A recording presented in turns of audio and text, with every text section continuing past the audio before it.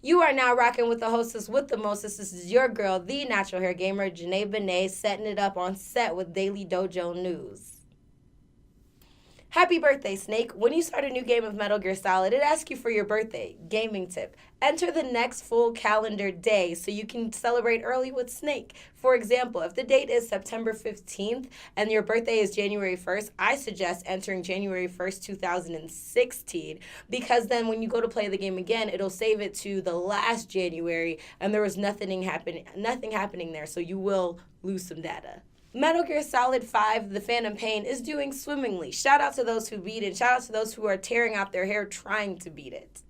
For those of you getting ready to play it, there are a few Easter eggs hidden throughout the entire game. I'll give you one freebie. There's a game contributed to the late game Silent Hill, so be on the lookout for that. If you see any other ones, please tweet me at Junae Benne.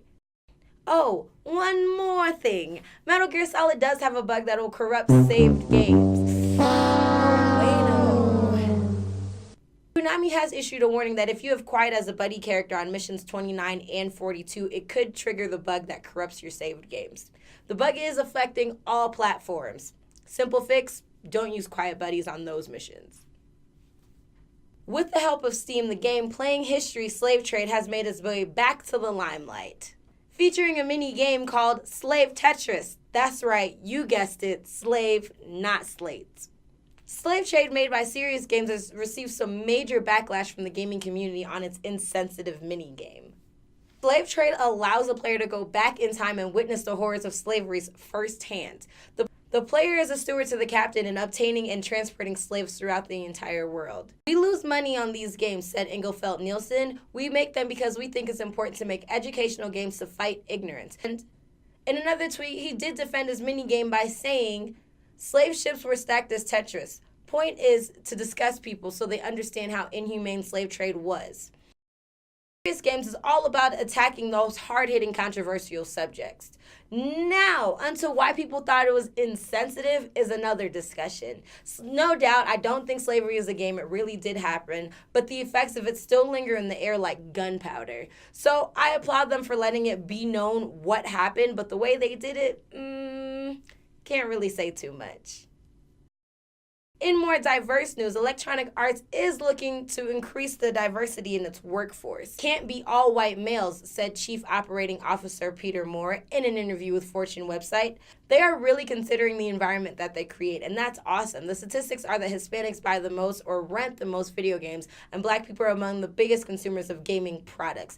It's not just about ethnicity. They are looking to increase the women in their video games, such as Mirror's Edge. They went from putting women into video games into evolving them within the video games. And don't forget about them adding women's teams to FIFA 16. So kudos to you, EA Sports, for getting diversity all across the board. Whoa. Fake Star Wars battle sites? I know people are geeked, but integrity, please. Be informed. The registration for the Star Wars Battlefront beta has not opened yet. Any other website claiming differently is fishing for trouble. EA Community Manager Matthew Everett said, "Don't be fooled by fake beta sign-up sites. Our registration will live on our official page at starwars.ea.com. Battlefront beta begins October for Xbox One, PlayStation 4, and PC." The legal battle between Destiny and Halo composer Marty O'Donnell and Bungie has come to an end. The court ruled that Bungie violated his contract with O'Donnell when they made him give up his company stock, fired him without cause, and drop out of the Bungie profit-sharing plan. I would have went crazy too. Bungie got that money. O'Donnell was awarded $142,000 just as the first payment, then another whopping $95,000 for unpaid work, and gets to recover his entitled shares of Bungie. Daniel Radcliffe will always be the most gangster wizard I know. BBC released a trailer for the Game Changers docudrama film Grand Theft Auto, starring Daniel Radcliffe as co-founder and president of Rockstar Games, Sam Houser. The docudrama tells the story of how a British game designer pushed the boundaries. This film is for an adult audience. It doesn't talk about court papers and interviews. It tells the hard-hitting facts on behind the scenes. Bandai Namco announced that it'll be shutting down its free-to-play spin on Soul Calibur November 30th. Soul Calibur Lost Swords have been downloaded 2,034,000 times since its release in Japan last February. Microsoft is getting creative. There's a new deal with the Xbox One that lets you choose whichever Assassin's Creed game you want. Brotherhood, that's all I'm going to say.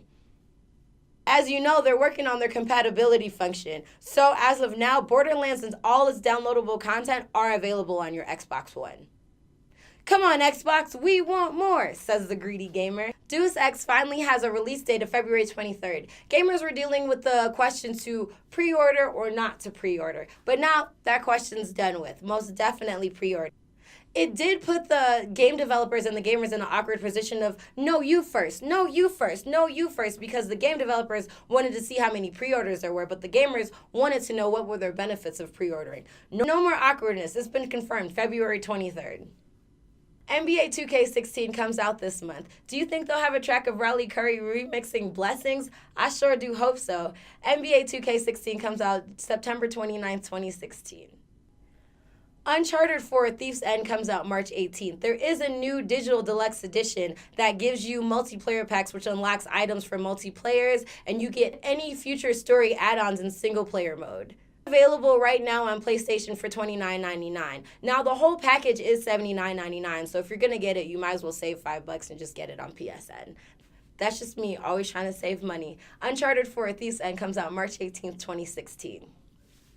Well, that's all I have for you today, gamers. Thanks for tuning in. I really appreciate it. Leave some comments below. Go watch my other videos and everything like that. Until next time, Junae Benne out.